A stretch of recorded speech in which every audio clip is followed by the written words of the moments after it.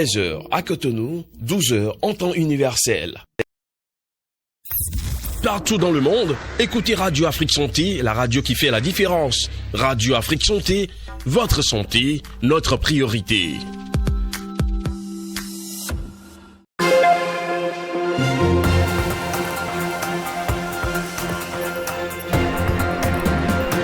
Mardi 26 novembre 2024, mesdames, messieurs, bonjour et bienvenue dans ce trade de Radio Afrique Santé, dont voici les grandes articulations.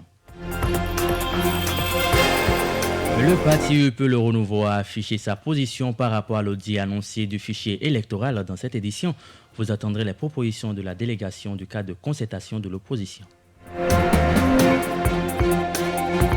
la page santé de ce 13h, nous parlerons des derniers avancées en matière de traitement du cancer du poumon.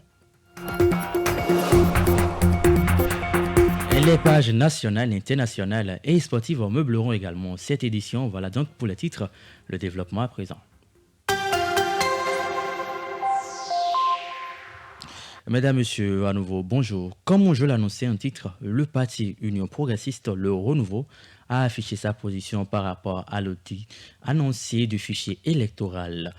C'est à travers un communiqué rendu public quelques heures après avoir reçu à son siège à Cotonou une délégation du cadre de concertation de l'opposition. Dans son communiqué, le parti politique présidé par professeur Joseph Djogbenou a rejeté toute association avec l'initiative de l'opposition concernant le fichier électoral, affirmant que cela compromettrait sa responsabilité politique et nuirait à l'opposition qui remet en question la confiance en ce dispositif. Et il faut dire qu'après les échanges, les responsables de l'UEP ont salué la démarche du cadre de concertation de l'opposition qui marque un signal fort pour une démocratie participative et transparente. Le parti présidé par Joseph Djogbenou avait fait ses propositions de la délégation du cadre de concertation de l'opposition. On écoute ici Oden Aladati. Nous les avons écoutés. Il est vrai que le sujet qu'ils ont abordé n'est pas un sujet totalement nouveau pour nous. Nous avons tous suivi à la télé l'audience accordée au Parti Les Démocrates par le chef de l'État. Et nous avons aussi écouté la position du chef de l'État. Le Parti Union Progressiste, Le Renouveau, a pris acte de l'ouverture donc du chef de l'État à travailler pour une élection transparente et dans la paix. Et c'est suite à cela que nous avons dit à la délégation de la coalition des forces de l'opposition que l'Union Progressiste, Le Renouveau, marque cette ouverture-là. Nous avons une ouverture par rapport à toute démarche liée à la transparence donc de la liste qui doit gouverner les prochaines élections dans notre pays et même les élections à venir, mais à condition que cela se fasse dans le cadre de la loi. Et je crois qu'ensemble avec la délégation donc des forces de l'opposition, nous nous sommes entendus sur ça. Il ne saurait d'ailleurs en être autrement. Donc les choses devraient se faire en fonction du cadre légal en vigueur. Nous nous sommes entendus sur ça. Cette position de principe ayant été marquée, nous avons un autre souci. Nous avons dit que nous n'avons aucun problème de méfiance par rapport au travail qui se fait au niveau de l'ANIT. Bon, sur cette question, c'est évident que nous n'avons pas les mêmes perceptions, l'opposition étant dans son rôle.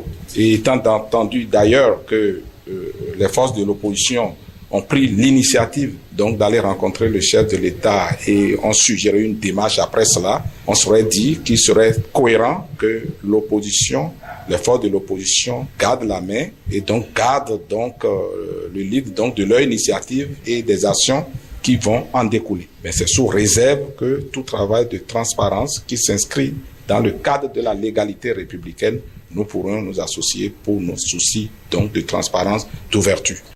De son côté, le cadre de concertation prend acte des réserves de son hôte et entend poursuivre dans sa démarche qui est de prendre langue avec tous les partis politiques afin de parvenir à un audit de fichier électoral. Oui, vous savez que la denrée que tous les Béninois souhaitent acheter aujourd'hui, c'est la paix. Nous sommes résolument inscrits dans cet objectif et entre-temps, le parti Les Démocrates avait rendu une visite, avait demandé une audience au président de la République et ils ont fait une demande que le président avait acceptée dans la logique de la recherche de la paix par toutes les couches, toutes les forces politiques. Voilà, nous avons travaillé là-dessus et nous avons estimé que le mot consensus est un mot fort de notre Constitution et que notre préoccupation doit être partagée par tous les autres de la classe politique. Nous avons donc entrepris, après avoir rencontré le ministre de la Justice, de faire une large concertation avec tous les partis politiques de l'échiquier béninois pour que ce que nous avons vécu depuis un certain temps soit du passé. Nous nous sommes écoutés. Chacun va se replier pour faire les analyses nécessaires. Dans l'immédiat, non, puisque nous voulons rencontrer tous les autres. Et quand nous allons rencontrer tous les autres partis politiques, du moins ceux qui sont prêts à nous recevoir, nous allons tirer les conclusions et s'il est nécessaire de revenir vers chaque parti, pas l'Union progressiste en particulier. S'il est nécessaire de revenir ou d'initier une rencontre pour faire économie de temps, nous le ferons. La Société des infrastructures routières et de l'aménagement du territoire, SIRAT, a annoncé, par le biais d'un communiqué daté du vendredi 22 novembre 2024, le démarrage imminent des travaux d'aménagement des voiries primaires, secondaires et tertiaires dans le quartier Jacques à Akpakpa, municipalité de Cotonou. Les travaux débuteront officiellement le jeudi 28 novembre 2024. Cette initiative s'inscrit dans le cadre du programme d'amélioration des infrastructures urbaines pour faciliter la mobilité et renforcer les conditions de vie des habitants. Outre Akpakpa, ce sont les habitants de Fidjosé qui ont le sourire aux lèvres en raison de l'atmosphère de leur rue. Plus de 134 rues du quartier sont concernées. Et nous sommes tellement contents que bientôt nous allons rouler sans avoir du sable ni de la poussière. Je suis venu dans ce quartier depuis 1996 et c'était difficile d'accès, totalement difficile d'accès. Et donc, avec le temps, on a essayé de travailler, de temps en temps d'amener des gravats pour pouvoir passer. Mais à chaque saison pluvieuse, c'est un calvaire qu'on vivait. Donc, il faut passer dans l'eau. Si tu n'as pas un véhicule 4x4, c'est difficile pour toi d'accéder à ta maison. Mais aujourd'hui, nous avons vu que le projet asphaltage est venu chez nous. Et ce qui a justement encore fait plaisir, c'est que de notre rue Diaco jusqu'à la rue de l'église, je crois que tout est asphalté. Donc il s'agit des rues bitumées, il n'y a pas de rue pavée à l'intérieur. Donc les chaussées seront bitumées et les trottoirs seront pavés. Donc comme vous le constatez, il y a 3 rues qui sont terminées, donc c'est déjà entièrement terminé. Et la chaussée est bitumée. Les pavés également sont réalisés sur les trottoirs. Aujourd'hui, tel que vous le voyez, la structure, c'est de la GNT, que ce soit en couche de base ou en couche de fondation. Nous avons de la grave non traitée et qui vont recevoir très bientôt, courant le mois prochain, le revêtement qui est du béton bitumineux. Voilà à présent de quoi est fait d'autres actualités béninoises ce jour. Et c'est avec Kamen Rodeo. On démarre cette compilation de l'actualité nationale par le chef du cabinet du bureau d'embauche unique du port autonome de Cotonou qui a été poignardé hier dans son bureau. Le drame est survenu aux environs de 10 heures. Selon les informations, l'agresseur s'est introduit dans son bureau couteau en main, à poil comme un déséquilibré mental. L'agresseur serait un ancien tâcheron qui a dépassé plusieurs bureaux et est directement entré dans celui de sa victime. Selon une vidéo qui a été diffusée, l'agresseur a été maîtrisé par des personnes présentes sur les lieux. Il est actuellement entre les mains de la police républicaine. Le chef de cabinet, quant à lui, a été transporté d'urgence aux soins. Toujours au Bénin, 2 personnes sont poursuivies pour détournement de conteneurs de pain Itarjet. Un comptable en détention préventive et un commerçant en liberté, tous 2 accusés d'abus de confiance, ont comparu hier devant la criette. Ils sont poursuivis par 2 commerçantes qui les accusent de détournement de conteneurs de pain d'Itarjet destinés à la vente avec un partage des bénéfices prévus entre les parties. Selon les plaignantes, c'est leur comptable principal mis en cause qui leur aurait présenté le commerçant. Elles affirment avoir passé des commandes de marchandises auprès de ce dernier, mais ces produits ne leur auraient jamais été livrés. Estimant avoir subi un préjudice financier de plus de 200 millions de francs CFA, elles ont porté plainte. Les 2 accusés contestent les faits et le commerçant soutient que les marchandises seraient encore au port de Lomé au Togo. L'affaire a été reportée au 9 décembre prochain pour les réquisitions et plaidoiries. Dernière note de cette actualité nationale, 2 Nigérianes ont comparu ce lundi devant la criette pour trafic de cocaïne. Lors de leur interpellation, près de 5 kilos de cocaïne ont été découverts dans leur bagage. Les accusés ont plaidé non coupables. La principale suspecte a affirmé qu'un ami lui avait confié les valises à la dernière minute avant son départ. Selon ses déclarations, elle souhaitait quitter le Nigeria et pensait simplement jouer le rôle de coursière sans avoir connaissance du contenu des bagages. Le substitut du procureur a requis une peine de 5 ans de prison ferme et une amende de 5 millions de francs CFA pour chacune d'elles. Le verdict sera rendu le 10 février 2025. Les 2 femmes avaient été arrêtées à l'aéroport de Cotonou alors qu'elles s'apprêtaient à embarquer pour l'Inde. Radio Afrique Santé, votre santé, notre priorité. Les traitements contre le cancer du poumon sont fondés sur le type de cancer, l'ampleur de sa propagation et les antécédents médicaux de la personne. La détection précoce du cancer du poumon peut amener à des meilleurs traitements et résultats. Quelles sont les dernières avancées de traitement du cancer du poumon? Dr David Planchard nous reprend. Un des cancers les plus fréquents, malheureusement, un des cancers qui tue le plus, principalement lié au tabagisme. On a à peu près 20% des cancers du poumon qui sont chez le non-tabagique.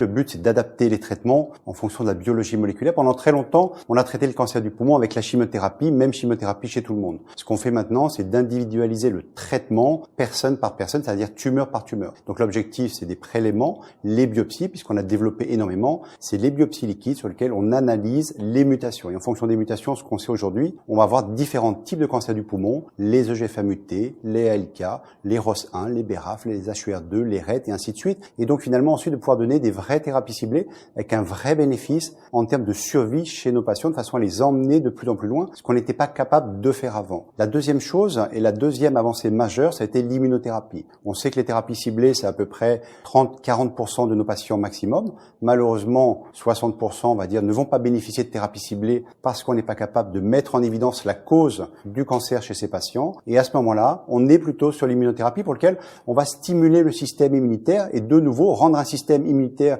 qui est paralysé par la tumeur, le rendre actif. On a eu pendant plusieurs années l'immunothérapie après la chimiothérapie. Maintenant, ce qui arrive et ce qu'on fait, c'est immunothérapie avant toute chimiothérapie. Et pour ça, de nouveau, on va sélectionner les patients avec un biomarqueur, regarder sur la tumeur, est-ce que globalement, ils ont une protéine qui est élevée ou pas. Si elle est élevée, on va aller sur l'immunothérapie. Si elle est faible, on va rester sur la chimiothérapie. Par contre, ce qui arrive, c'est que potentiellement, chez ces patients-là, avec une faible expression pour lequel on ne va pas commencer l'immunothérapie seule, on va éventuellement maintenant commencer avec chimiothérapie plus immunothérapie. Et à ce moment-là, avec de nouveau un vrai bénéfice. On voit bien que les choses avancent très très vite, mais ce qui reste absolument phare, c'est d'aller regarder tous ces biomarqueurs, encore une fois, en prélevant les patients et encore une fois, en faisant éventuellement des techniques plus simples, qui est la biopsie liquide, sur lequel simplement, par un prélèvement, on a une consultation d'analyse moléculaire biopsie liquide où les patients peuvent venir les lundis matins, se faire prélever et ensuite avoir le résultat des analyses moléculaires simplement sur leur smartphone une dizaine de jours après pour se dire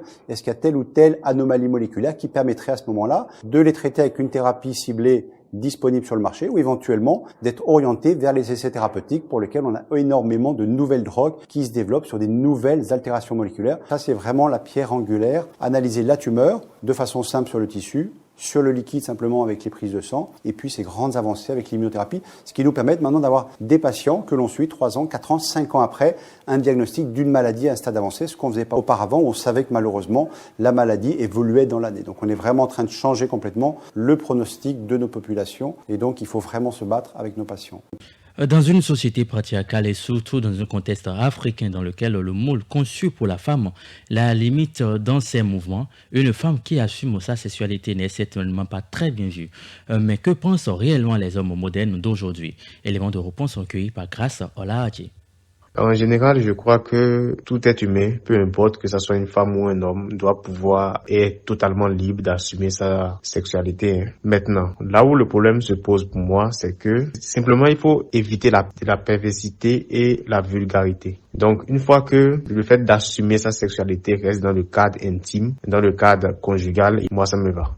Cette question, on n'a pas besoin de 2 avis. C'est ça, on aime bien, on va pas arrêter ça. Il y a une loi, un seul avis pour cette question. Ça, c'est ce qu'on aime. Les hommes d'aujourd'hui aiment ça en fait. C'est peut-être au temps de nos parents que c'était un tabou où la femme ne doit pas exprimer ses envies. Mais de nos jours, les hommes aiment ça. Ça permet de documenter un peu la relation, tu vois. Une fois en passant ça serait intéressant que la femme au moins prenne le devant en fait. La salle bleue du Palais des Congrès a accueilli hier la cérémonie de lancement des 16 jours d'activisme contre les violences basées sur les genres. La grâce à Dieu et Kamen Rodeo, on vous plonge au cœur de cette cérémonie. L'Institut national de la femme INF a officiellement lancé la campagne des 16 jours d'activisme contre la violence basée sur le genre hier au Palais des Congrès de Cotonou. Dans quel contexte s'inscrit cette campagne? Aminata Sarr, représentante du système des Nations Unies. La campagne de cette année intervient à un moment où les crises, conflits et impacts du changement climatique accentuent les déplacements forcés et la vulnérabilité des filles et des femmes. Il devient nécessaire de renforcer la résilience des filles et des femmes au risque de violences basées sur le genre, aussi bien dans l'environnement physique que virtuel, notamment dans le monde digital. Elle n'a pas manqué d'exposer les chiffres estimatifs des filles et des femmes victimes de violences. Entre 2019 et 2023, 29% des femmes âgées de 15 à 49 ans, soit 4 sur 10, ont été victimes de violences conjugales. 27% ont été victimes de violences physiques. Selon les statistiques de 2019 à 2023, du système intégré de données relatives à la famille, la femme et l'enfant nouvelle génération, 29 309 filles et adolescentes ont été victimes de grossesse ou de mariage précoce. Des chiffres qui révèlent des injustices insupportables. De plus, entre 2022 et 2023, 1112 survivantes de violences basées sur le genre ont été recensées dans les 6 centres intégrés de prise en charge des victimes de violences basées sur le genre. Le moment culminant de la cérémonie qui s'est tenue dans la salle bleue du Palais des Congrès a été le top donné par la présidente de l'INF, Huguette Bopenya-Kadja. La stagnation du progrès dans le domaine qui est l'objet de notre intérêt ce jour a été inspirée par un ras-le-bol au sujet de la condition d'une grande frange de la population féminine béninoise, à savoir le sexe féminin. Un ras-le-bol décliné en ras-le-viol, ras le harcèlement sexuel, ras les mariages précoces, ras les discriminations, des plus subtiles aux plus flagrantes, faites aux femmes et aux filles, ras les violences physiques, psychologiques, économiques et autres commises sur elles à raison de leur sexe, ras l'invisibilité des femmes là où on prend les décisions qui engagent les familles, les communautés, la nation. Ras la tolérance observée jadis dans certains niveaux étatiques à l'endroit de cet état de choses. Et finalement, ras l'impunité subséquente dans une ambiance de règne du patriarcat qui fait le nid de l'insécurité grandissante de la vie quotidienne de milliers de filles, de jeunes filles et de femmes. Nous sommes tous des acteurs clés du changement recherché pour l'avènement d'un Bénin où femmes et hommes, filles et garçons jouissent du même traitement, accèdent aux mêmes droits et se voient offrir les mêmes opportunités.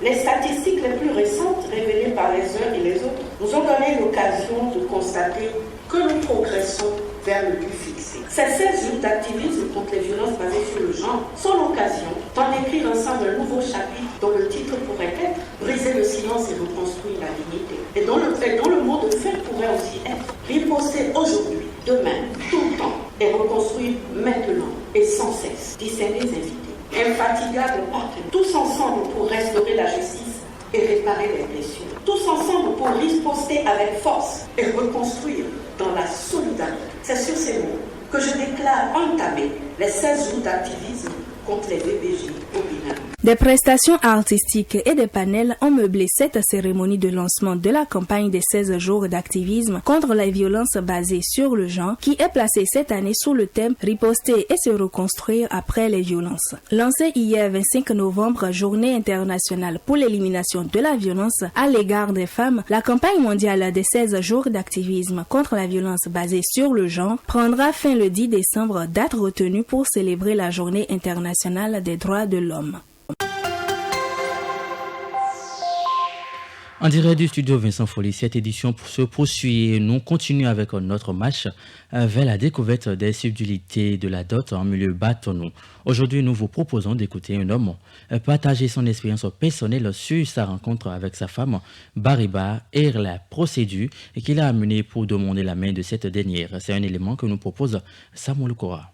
J'étais un jour à mon lieu de service quand elle était venue acheter. Donc c'est là que j'ai pris son contact. Comme à l'accoutumée, comme on commence toutes les dragues, donc j'ai pris son contact et c'est de là on a commencé par s'écrire, par prendre de nos nouvelles. Jusqu'au jour où je suis tombé un peu amoureuse d'elle. Donc c'est comme ça que je l'ai avoué mes sentiments et puis bon, on a essayé un truc qui aujourd'hui a abouti à un mariage. Quand j'étais tombé amoureux d'elle, donc j'ai un peu parlé d'elle à mes parents.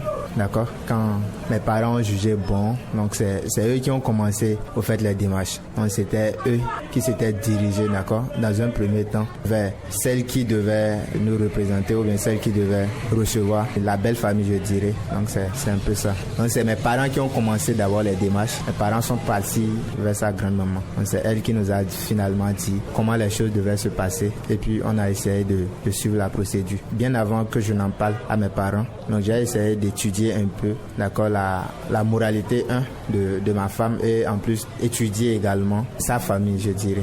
Ma dot, c'était mes parents qui l'ont apporté. D'accord, ils l'ont apporté chez ses parents. La dot, il y a plusieurs étapes. Donc la première partie de la dot, c'était mes tantes qui l'ont apporté. Donc la deuxième partie, d'accord, c'était mes soeurs et ma marade qui l'ont apporté. C'était sa grand-maman parce que c'était la grand-maman seule qui était un temps soit peu entre griffes, la personne la plus âgée de la famille. Donc c'était elle qui a reçu la dot avant d'informer les autres membres de la famille. Comme je le disais tantôt, il y a, disons, 3 niveaux, d'accord, de dot. La première, c'était une petite dot. Donc dans le milieu bariba, on appelle ça dot pour draguer la femme. Donc c'était une dot composée de cola et un montant de 2000 francs. Donc c'est ça, on envoie d'abord dans un petit bol. On envoie ça. C'est après ça maintenant, s'ils ont accepté, ils vont vider les colas et l'argent qui sont dans le bol. Et on vous envoie maintenant et le bol seul. Quand c'est reçu, on vous demande maintenant d'envoyer la grande dot. Donc j'ai envoyé un ensemble de cola et une somme de 40 000 pour la deuxième dot. Le troisième dot, c'était un ensemble composé de cola, de l'argent également et des tenues, valises, tenues, de tout ce que pouvait porter une femme. En Afrique, lorsqu'on prend une femme en mariage, on adopte également sa famille et on se rend responsable du bien-être, de l'épanouissement des membres de cette famille d'adoption. Mais cela prédispose-t-il l'homme de subvenir à tous les besoins de ces derniers? Jusqu'à quel stade un homme doit-il se sentir concerné par les dépenses de sa belle famille? C'est une préoccupation adressée aux citoyens béninois à suivre dans cet extrait. On n'a pas besoin de subvenir nécessairement aux besoins de sa belle famille. C'est vrai, en tant qu'aide, on peut apporter de temps en temps ce qui est en notre capacité, mais ça ne devrait pas être une obligation. On peut les aider du mieux qu'on peut, mais ça ne doit pas devenir par exemple une subvention mensuelle ou bien un versement mensuel obligatoire. L'homme a épousé une fille venant de notre famille, mais il n'a pas épousé la famille de la fille en question. Maintenant, l'homme qui, lui, se réveille et se bat au quotidien et cherche à s'en sortir doit déjà penser à lui, à sa famille proche, sa mère, son père, ses frères et sœurs, si possible, et sa femme et ses enfants. Maintenant, l'homme, s'il veut bien, peut souvent aider la belle famille, peut s'il est généreux et s'il a les moyens et l'énergie, les ressources nécessaires, il peut très bien venir en aide à sa famille, à sa belle famille. Mais cela ne signifie pas qu'il a le devoir de subvenir aux besoins de sa belle famille. Cela ne se passe pas, je pense que cela ne doit pas du tout se passer. Il peut peut-être venir en aide à sa belle famille, mais pas subvenir aux besoins de sa belle famille. Ce n'est pas une obligation de subvenir aux besoins de sa belle famille. Quand on épouse votre fille, ce n'est pas toute votre famille que l'homme a épousé.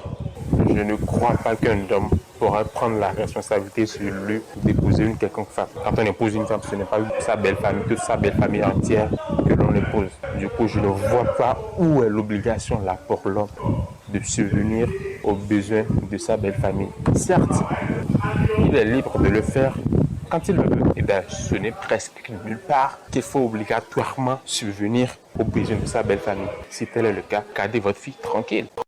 Et des nouvelles hors de nos frontières à présent, c'est avec la grâce à Dieu.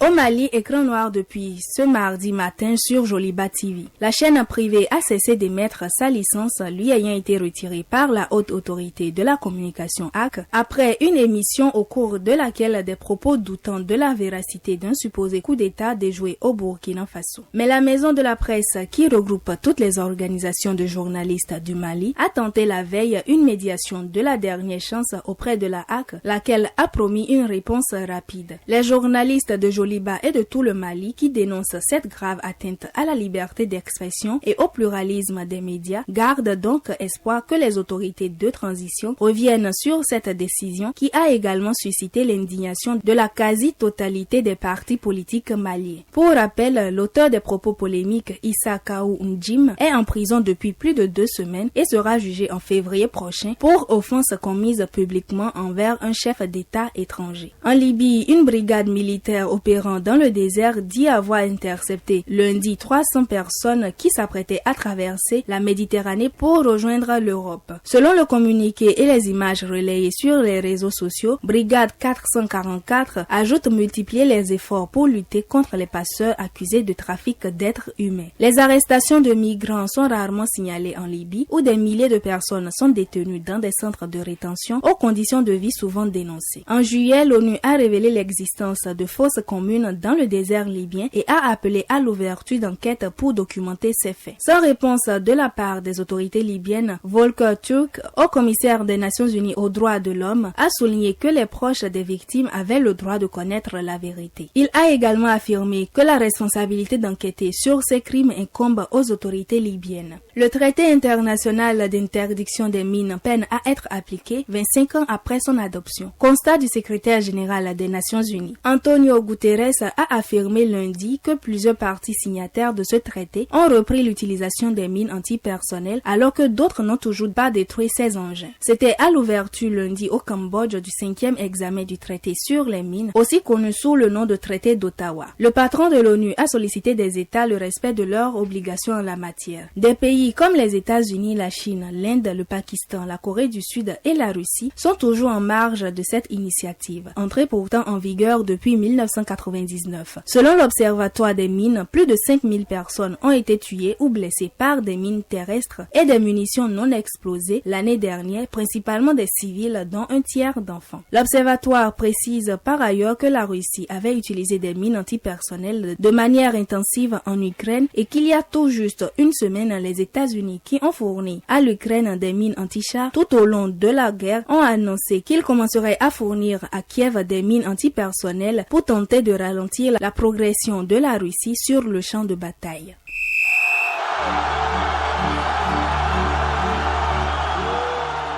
Posons à présent la marque sportive de cette édition avec le football africain qui entre dans une nouvelle dimension avec le coup d'envoi de la phase du groupe de la Ligue des champions CAF Total Énergie. Cette édition 2024-2025 s'annonce riche en émotions et en rebondissements avec 16 formations venues des 4 coins du continent prêtes à découdre.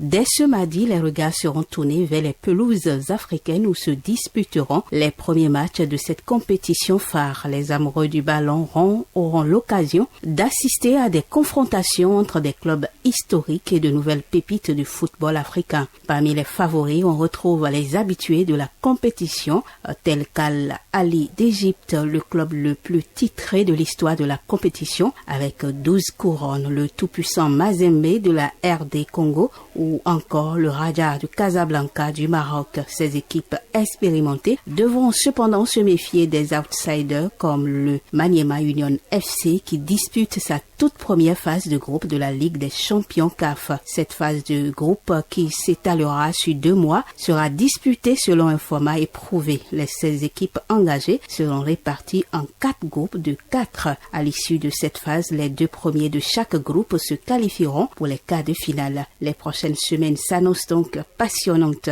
Les supporters africains et du monde entier sont invités à suivre de près cette édition 2024-2025 de la Ligue des champions CAF Total Énergie. Suspense, émotion et exploits sportifs seront au rendez-vous.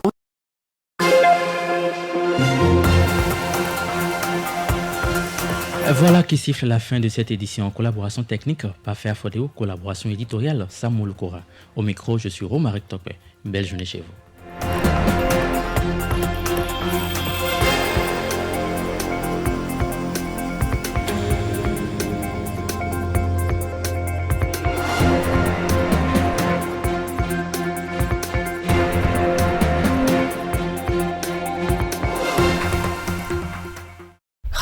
Radio Afrique Santé.